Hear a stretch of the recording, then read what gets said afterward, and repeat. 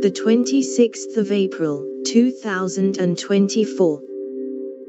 Russia strikes Ukraine's railways and vows to slow arrival of US aid.